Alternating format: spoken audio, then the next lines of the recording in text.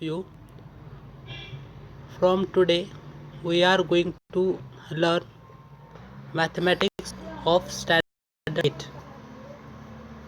In that part, there are two parts are present. For first term, first part, and for second term, second part.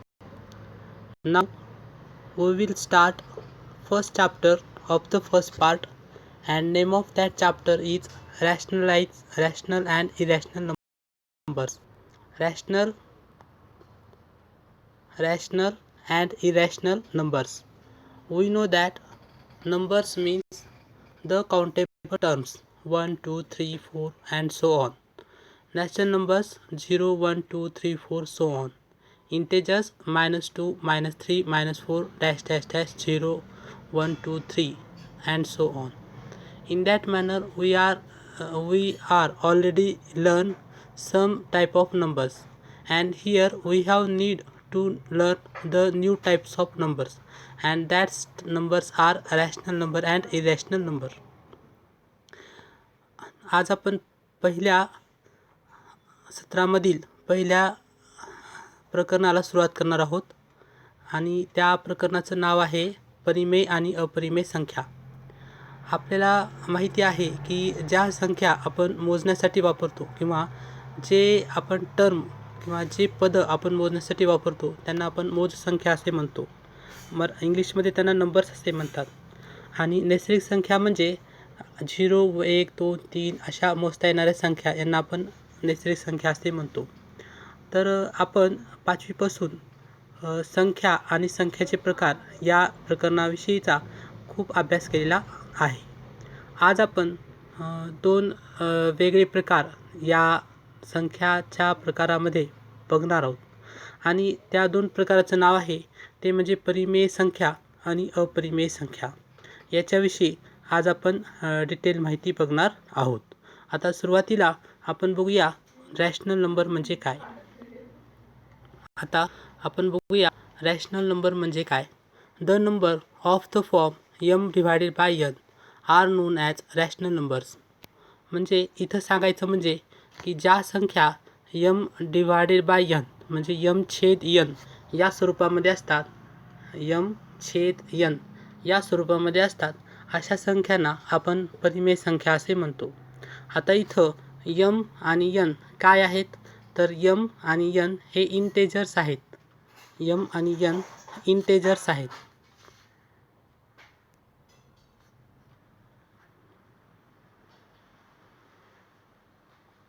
R integers.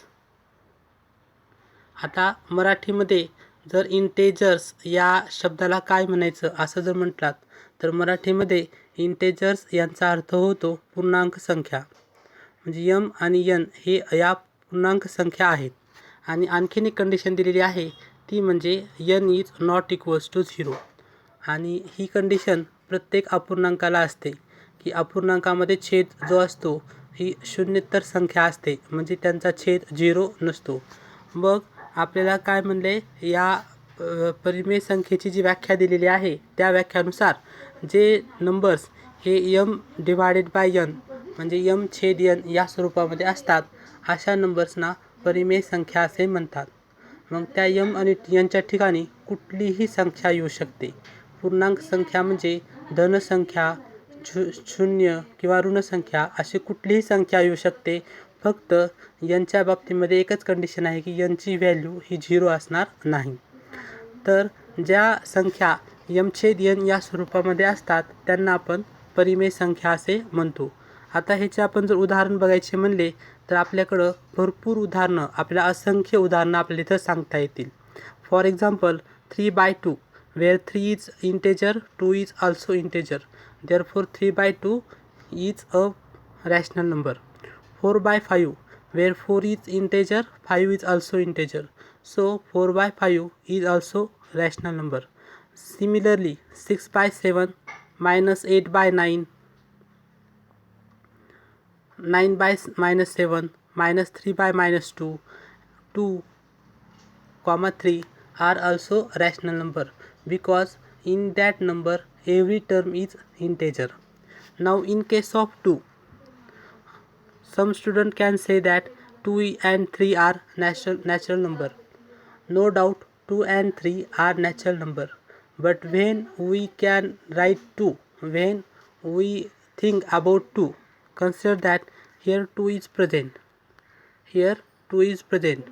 So by the rule of mathematics, what is their denominator? By the rule of mathematics, their denominator is 1, and in natural we can't write the denominator 1. We can directly write the number in numerator, that's like 2, that's like 2. So due to denominator 1, by the definition of rational number, 2 is also a rational number. Similarly 3 is also a rational number. आता आपण परिमेय संख्येची जर उदाहरणं पाहायची म्हटलं तर आपल्याला खालील पद्धतीची उदाहरणं पाहता येतील. आता त्यामध्ये पहिलं उदाहरण आहे 3/2. आता या 3/2 या संख्येचा जर विचार केला तर आपण जर नीट पाहिलं तर 3 आणि 2 या पूर्णांक संख्या आहेत आणि ह्यांचा छेद शून्येतर संख्या आहे, म्हणून 3/2 व्याख्येनुसार परिमेय संख्या होते.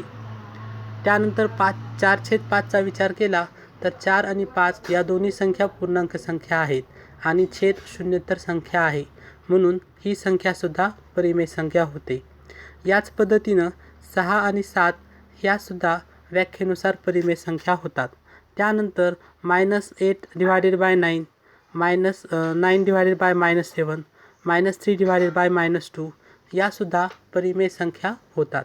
आता तुम्ही म्हणाल की इथं -8 आहे आणि -8 जर बघितलात तर पूर्णांक संख्येमध्ये मायनसच्या सुद्धा संख्या येत असतात, त्यामुळं -8 ही सुद्धा पूर्णांक संख्या आहे, 9 ही सुद्धा पूर्णांक संख्या आहे, म्हणून -8/9 ही सुद्धा परिमेय संख्या होते. आता याच पद्धतीनं 9/-7 ही सुद्धा परिमेय संख्या होते आणि -3/-2 ही सुद्धा परिमेय संख्या होते.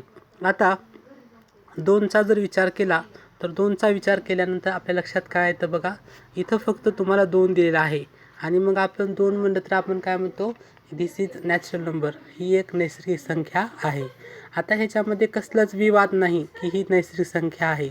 ऑब्वियसली 2 ही नैसर्गिक संख्या आहे, परंतु जर आपण छेदाचा विचार केला तर ज्या संख्येला छेद नसतो म्हणजे त्याचा छेद असतो 1. आपला गणिताचा नियम आहे, ज्या संख्येला छेद नसतो म्हणजे त्याचा छेद असतो 1. अशा पद्धतीनं 2 ही संख्या म्हणजे ॲक्च्युली 2/1 आहे आणि 2/1 आहे असल्यामुळं आपण जर परिमेय संख्येच्या व्याख्येचा जर विचार केलात तर 2 आणि 1 या पूर्णांक संख्या होतात आणि याचा छेद ही शून्येतर संख्या होते. म्हणजे 2 ही संख्या परिमेय संख्येची व्याख्या जी काही कंडिशन आहे त्या व्याख्येमध्ये ती कंडिशन पूर्ण करते, म्हणून 2 ही संख्यासुद्धा परिमेय संख्या होते. याच पद्धतीनं 3 ही सुद्धा संख्या परिमेय संख्या होते आणि या 2,3 या संख्येवरून आपल्या असं लक्षात येतं की जितक्या काही नैसर्गिक संख्या आहेत किंवा जितक्या काही पूर्ण संख्या आहेत किंवा जितक्या काही पूर्णांक संख्या आहेत त्या सगळ्यासुद्धा परिमेय संख्या होतात, कारण त्यांचा छेद 1 असतो आणि 1 ही शून्येतर पूर्णांक संख्या असते, म्हणून यासुद्धा संख्या परिमेय संख्या होतात. अशा आपल्याला परिमेय संख्यांची असंख्य उदाहरणं आपल्याला देता येतात की जेणेकरून आपल्या परिमेय संख्येला काही लिमिटेशन्स नाही. जर समजा परीक्षेमध्ये तुम्हाला परिमेय संख्येची उदाहरणं लिहा असं जर विचारण्यात आलं तर तुम्ही कोणतंही उदाहरण लिहू शकता. फक्त कंडिशन एक आहे की परिमेय संख्येची जी व्याख्या आहे ती व्याख्या सॅटिस्फाईड करणारी उदाहरणं असायला पाहिजेत. तर अशा पद्धतीनं आपण सुरुवातीला रॅशनल नंबर म्हणजे काय, म्हणजेच परिमेय संख्या म्हणजे काय आणि त्यांची उदाहरणं काय आहेत हे आपण बघितलेलं आहे. आता आपण बघूया प्रॅक्टिस सेट 1, उदाहरण संग्रह 1.1 म्हणजे पहिल्या धड्यामधील पहिला उदाहरण संग्रह. आता प्रश्न बघा, क्वेश्चन बघा, show the following numbers on a number line, draw a separate number line. Draw a separate number line for each example. आता इथं तुम्हाला सांगितलेलं आहे की खाली दिलेले जे नंबर आहेत ते नंबर तुम्ही संख्या रेषेवर दाखवा आणि प्रत्येक एक्झाम्पलसाठी सेपरेट संख्या रेषा तयार करा, असं या प्रश्नामध्ये सांगितलेलं आहे. बघा इथं पहिलं जे सेंटेन्स आहे, शो द फॉलोइंग नंबर्स. बघा इकडं, show the following numbers on A number line. म्हणजे याचा अर्थ खाली जे दिलेले नंबर आहेत ते नंबर लाईनवर दाखवा. And draw a separate number line for each example. आणि प्रत्येक एक्झाम्पलसाठी सेपरेट नंबर लाईन तयार करा.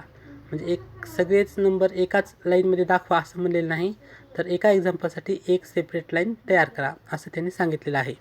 आता त्याच्यामध्ये पहिलं उदाहरण आहे जे आपल्या डोळ्यासमोर आहे, आणि ते उदाहरण म्हणजे 3/2, 5/2 आणि -3/2. आपल्याला या उदाहरणामध्ये ज्या संख्या दिलेल्या आहेत त्या संख्या आपल्याला नंबर लाईनवर दाखवायच्या आहेत. संख्या रेषेवर त्या संख्या दाखवायच्या आहेत. आता या एक्झाम्पलचं सोल्युशन बघूया आपण. सोल्युशनमध्ये आपण सुरुवातीला काय करायचं,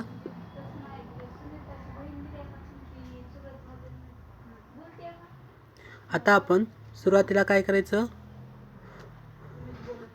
यांचं दशांश अपूर्णांकामध्ये रूपांतरित करून घ्यायचं. म्हणजे आपल्याला संख्या रेषेवर दाखवण्यासाठी सोपं जातं. आता इथं आहे बघा 3/2. 3/2 ह्याला जर भाग द्यायचा प्रयत्न केला तर दशांशामध्ये काय येतं, बे एक उरला, दशांश दिलं, 10 झाले, 2×5 = 10. म्हणजे 3/2ला आपण काय लिहू शकतो, 1.5 लिहू शकतो. अशा पद्धतीनं ह्या प्रत्येकाचं दशांश अपूर्णांक शोधून काढायचा. 3/2, 5/2 आणि -3/2 या तिघाचाही आपण दशांश अपूर्णांक शोधून काढायचा. आपल्याला 3/2चा दशांश अपूर्णांक मिळाला 1.5. आता आपण 5/2चा दशांश अपूर्णांक शोधून काढूया. बे 2 4, दशांश दिलं, 10 झाले, 2×5 = 10. म्हणजे 5/2चा आपल्याला दशांश अपूर्णांक मिळालं 2.5. त्यानंतर -3/2. आता इथं 3/2चा दशांश अपूर्णांक 1.5 आहे. मग 3/2चा भागाकार सेमच येणार आहे, फक्त साईन मायनस आहे. म्हणून -3/2चा दशांश अपूर्णांक काय येणार आहे, -1.5. तर अशा पद्धतीनं सुरुवातीला जे अंक दिलेले आहेत त्या अंकाचे सुरुवातीला दशांश अपूर्णांक शोधून काढायचे. 1.5, 2.5 आणि -1.5 अशा आपल्याला तिन्ही नंबरचे दशांश अपूर्णांक डेसिमल नंबर मिळालेले आहेत. आता हे काढल्यानं काय होतं की आपल्याला संख्या रेषेवर त्या संख्या दाखवायला सोपं जातं. आता आपण एक जनरल संख्या रेषा काढून घ्यायचं. आता जनरल संख्या रेषा जर तुम्ही काढलात तर या जनरल संख्या रेषेवर कोणकोणते अंक येतील. आपण एक संख्या रेषा काढल्यानंतर जनरल संख्या रेषेवर 0 सगळ्यात सेंटरला येईल. त्यानंतर उजवीकडे जसं जसं जाल तसं प्लस संख्या वाढत जातील. म्हणजेच 1, 2, 3, 4 अँड सो ऑन. आणि इकडे डावीकडे जाल तसं मायनसमध्ये संख्या येतील. -1, -2, -3 अँड सो ऑन. अशा पद्धतीनं अगोदर आपण संख्या रेषा तयार करून घेतली. आता संख्या रेषा तयार करून घेतल्यानंतर आता याच्यामध्ये पहिला अंक बघूया आपण. पहिला अंक आहे 3/2 आणि 3/2 ह्याचं दशांश अपूर्णांकात रूपांतर केल्यानंतर आपल्याला मिळतं 1/5. 3/2चं दशांश अपूर्णांकात रूपांतर केल्यानंतर आपल्याला मिळतं 1/5. आता आपण जर बघितलात तर 1.5 ही संख्या ही 1पेक्षा मोठी आहे. म्हणजे 1पेक्षा मोठी आणि 2पेक्षा लहान. म्हणजे ह्याचा अर्थ ही 1.5 ही संख्या 1 आणि 2 या दोन संख्यांच्या दरम्यान आहे. मग या दोन संख्येच्या दरम्यान असल्यामुळं आपण या 3/2ला 1 आणि 2च्या दरम्यान दाखवूया. मग हे 3/2 जे आहे ते 1 आणि 2च्या दरम्यान दाखवलेला आहे. म्हणून इथं जे अंक येतो तो अंक काय येतो, 3/2 येतो. अशा पद्धतीनं आपल्याला 1 आणि 2मध्ये पहिला अंक दाखवता आला आणि तो आहे 3/2 आहे. आता त्यानंतर दुसरा जो अंक आहे तो म्हणजे 5/2 आहे. 5/2 आहे. आता या संख्येचा जर आपण विचार केला तर याचा दशांश अपूर्णांक येतो 2.5 येतो. ह्याचा दशांश अपूर्णांक येतो 2.5. आता या 2.5चा जर विचार केला तर ही संख्या 2पेक्षा मोठी आहे आणि 3पेक्षा लहान आहे. म्हणजे ही संख्या 2 आणि 3च्या दरम्यान आहे. म्हणून आता संख्या रेषेवर दाखवताना 2 आणि 3च्या बरोबरमध्ये आपण ही 5.2 ही संख्या आपण दाखवू शकतो. अशा पद्धतीनं 2 आणि 3च्या दरम्यान आपल्याला 5/2 ही संख्या दाखवता येते. आता तिसरी संख्या -ची आहे. मग ही मायनस ही संख्या असल्यामुळे आपल्याला या संख्या आता मायनसमध्ये दाखवाव्या लागतील. म्हणजे झिरोच्या डावीकडे ज्या सर्व संख्या आहेत त्या कशा संख्या आहेत, मायनसमधील संख्या आहेत. -1, -2, -3 अशा असंख्य संख्या झिरोच्या डावीकडे असतात. आता याच्यामध्ये आपल्याला काय करायचं आहे, -3/2 ही संख्या दाखवायची आहे. आता याचा दशांश अपूर्णांक आपण काढू शकतो. तर तो काय येतो, -1.5. आता ही -1.5चा जर विचार केला तर ही संख्या -1 पेक्षा आता -1 पेक्षा मोठी म्हणता येईल का लहान म्हणता येईल? या -1.5ला ज्यावेळेस ही प्लस होती त्यावेळेस ही 1 पेक्षा मोठी होती आणि 2 पेक्षा लहान होती. परंतु ज्यावेळेस आपण या मायनसमध्ये या संख्येचा विचार करू त्याच्यामध्ये नेमका उलटा अर्थ होतो.